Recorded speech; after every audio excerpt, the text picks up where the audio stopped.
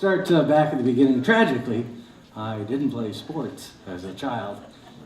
And I thought I should have, because I thought I had a little bit of coordination and so forth. But time after time, I was cut from the team. And now you hear things like from politicians, it drives me nuts.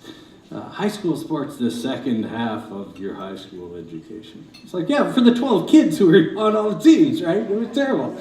That's growing up in Winnipeg. Anyway, in Toulon, everybody gets to play because there's like 12 kids. So, good for them. But I didn't. At about age 12, when you start trying out for all those teams, my older cousin taught me how to juggle. And I thought he was pretty cool, and I thought, okay, well, I'll learn how to juggle. And then next summer, we'll have something to do when we hang out. That's gonna be awesome. So I kept doing it, and he got into skateboards. Had all this juggling stuff and a unicycle, and your timer's not going. I got a timer, it doesn't matter. So I began juggling, and then there's, my mom found the Winnipeg Juggling Club, and that was great because it happened every week. And we'd drive across the city to Transcona, and you'd have a goal. You'd see the guys every week, and so you'd have a week to learn like a new trick and show off at the next thing. So it was great for a 12-year-old.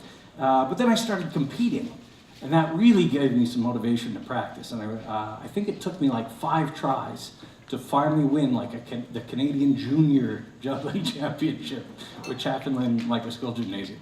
And then the next year I won the Senior Championship because I was pretty good by then.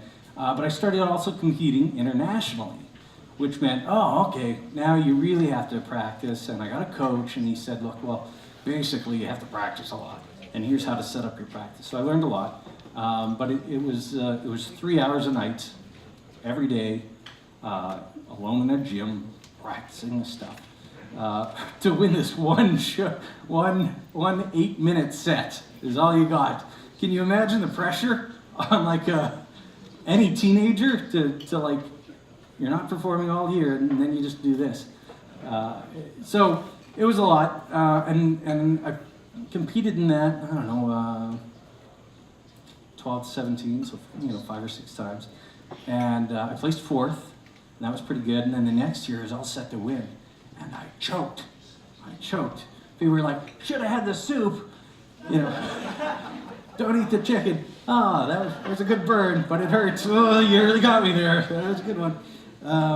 So that set me up on a course of, okay, why did I choke? What happened? I had an average of 2 drops going through this, really technical, hard routine. How did I let it all go? And I knew doing that show that I really wasn't in the right state, wasn't right frame of mind. I didn't go up enough, and I didn't come back down enough, and so I went, okay, I'm going to study sports psychology and figure this out. So then I spent I think it took 6 years to get a 4-year degree.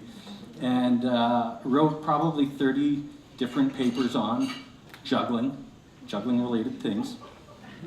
And all my teachers were like, what's going on here? And even my behavioral psych prof wanted to give me a job as like a social worker going in to like train, I guess disadvantaged kids on, just basic life skills and stuff. And he said, got an A- on that paper, I'd like to kind of hire you. I was like, did you read the paper? Did you look at it? I learned a juggling trick. That was my behavioral psychology. I'm gonna be a juggler instead. So, despite not winning the big championship, I still became a juggler, and I was able to apply all that stuff on getting into the right state and performing at your best when somebody wants to give you a lot of money, and you go, oh, well, this kind of means a lot. So you play that game for a while. And like our last speaker, I very much relate. I put on this garb of being a juggler, and I was really obnoxious about it too. I mean, people get, oh God, he's working it into every conversation. This is terrible. Please make him stop. So I eventually saw through that and went, okay, juggling is just a role that I play.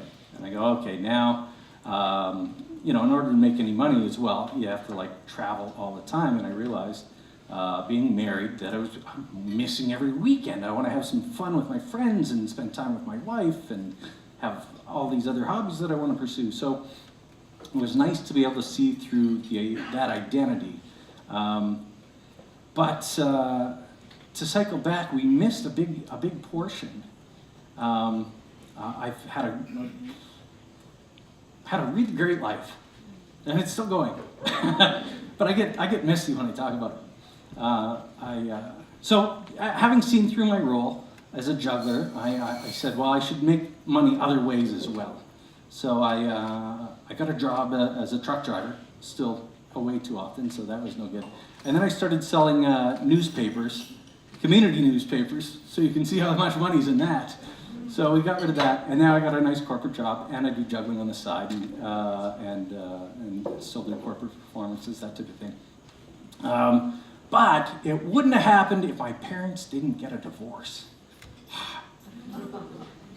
So this is the tough part for me. Sorry about that. So my step-cousin taught me how to juggle.